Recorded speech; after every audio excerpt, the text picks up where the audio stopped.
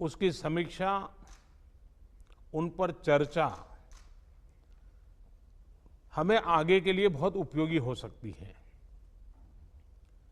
आज की इस चर्चा में मुझे भी आपसे काफी कुछ जानने का अवसर मिलेगा। ग्राउंड रियलिटी क्या है उसको समझने का अवसर मिलेगा। आज की चर्चा के निकले पॉइंट्स, आपके सुझाव देश को आगे की रणनीति बनाने में अवश्य मदद करेंगे। साथियों, किसी भी संकट से निपटने के लिए टाइमिंग का बहुत महत्व होता है। सही समय पर लिए गए फैसलों ने देश में कोरोना संक्रमण को नियंत्रित करने में बहुत मदद की है। भविष्य में जब कभी भारत की कोरोना के खिलाफ लड़ाई का अध्ययन होगा तो ये दौर इसलिए भी याद किया जाएगा कि कैसे इस दौरान हमने साथ मिलकर के काम किया, कोऑपरेटिव फेडरलिज्म का सर्वोत्तम उदाहरण प्रस्तुत किया। साथियों, जब कोरोना दुनिया के अनेक देशों में चर्चा का विषय भी नहीं बना था, तब भारत ने इससे निपटने के लिए तैयारियां शुरू कर दी थी, फैसले लेने शुरू कर दिए थे। हमने एक एक भारतीय की जिंदगी को बचाने के लिए दिन रात मेहनत की है। बीते हफ्तों में हजारों की संख्या में हमारे भारतीय भाई बहन विदेश से अपने वतन वापस लौटे हैं। बीते हफ्तों में लाखों की संख्या में प्रवासी श्रमिक अपने अपने गांव पहुंचे हैं। रेल, रोड, एयर, सी सारे मार्ग करीब करीब अब खुल चुके हैं। लेकिन इसके बावजूद, हमारी इतनी जनसंख्या होने के बावजूद भारत में कोरोना संक्रमण उस जैसा विनाशकारी प्रभाव नहीं दिखा पाया जो दुनिया के और देशों में कोरोना ने आफत पैदा की है। दुनिया के बड़े बड़े एक्सपर्ट्स, हेल्थ के जानकार, लॉकडाउन और भारत के लोगों द्वारा दिखाए गए अनुशासन की आज भारी चर्चा हो रही है। आज भारत में रिकवरी रेट 50% से ऊपर चला गया है। आज भारत दुनिया के उन देशों में अग्रणी है जहां कोरोना संक्रमित मरीजों का जीवन बच रहा है। कोरोना से किसी की भी मृत्यु दुखद है। हमारे लिए किसी एक भारतीय की भी मृत्यु असहज करने देने वाली है। लेकिन ये भी सच है कि आज भारत दुनिया के उन देशों में है जहां कोरोना की वजह से सबसे कम मृत्यु हो रही है।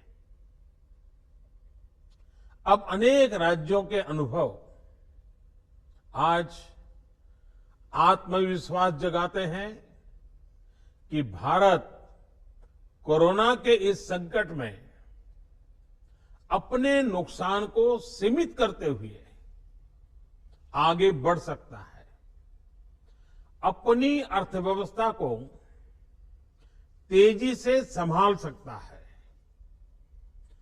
साथियों, बीते 2 हफ्ते के अनलॉक 1 ने हमें एक बड़ा सबक ये भी दिया है कि अगर हम नियमों का पालन करते रहें, सारे दिशा निर्देशों को मानते रहे, तो कोरोना संकट से भारत को कम से कम नुकसान होगा।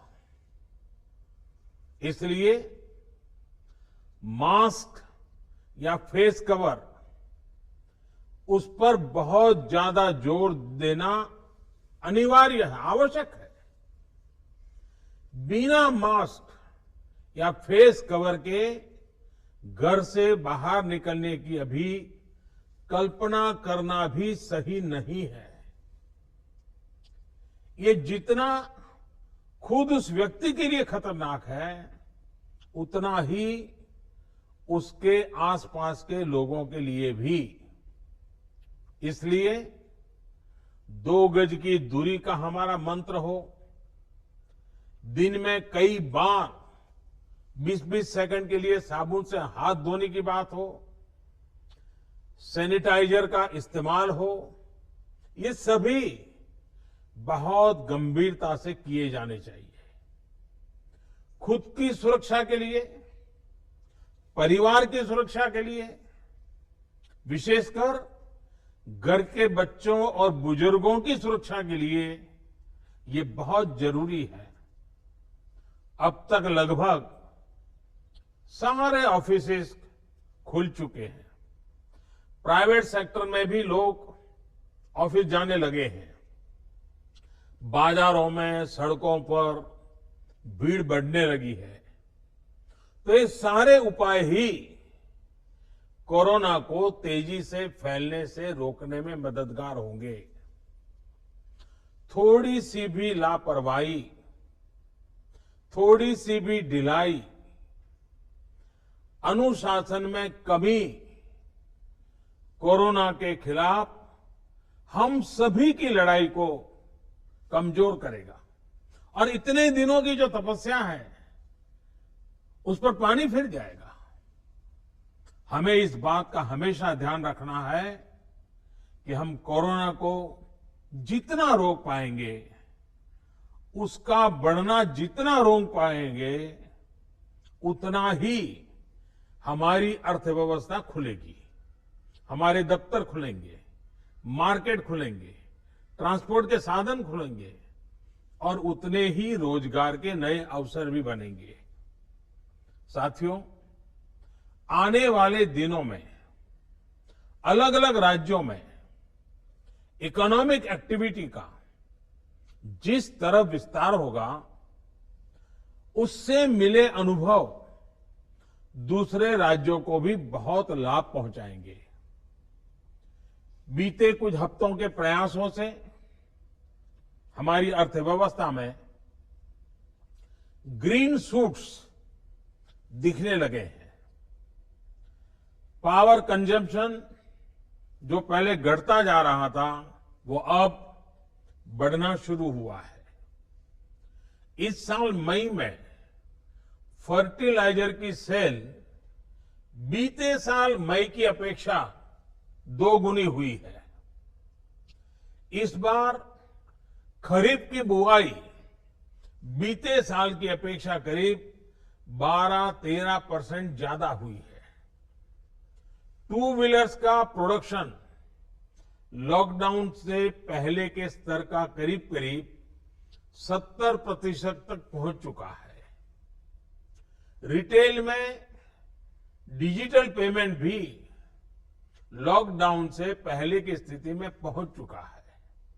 इतना ही नहीं, मई में टोल कलेक्शन में बढ़ोतरी होना इकोनॉमिक एक्टिविटी में वृद्धि को दिखाता है। लगातार 3 महीने तक एक्सपोर्ट में कमी के बाद जून में एक्सपोर्ट फिर से बाउंस बैक करके पिछले साल के प्री कोविड पीरियड में पहुंच गया है।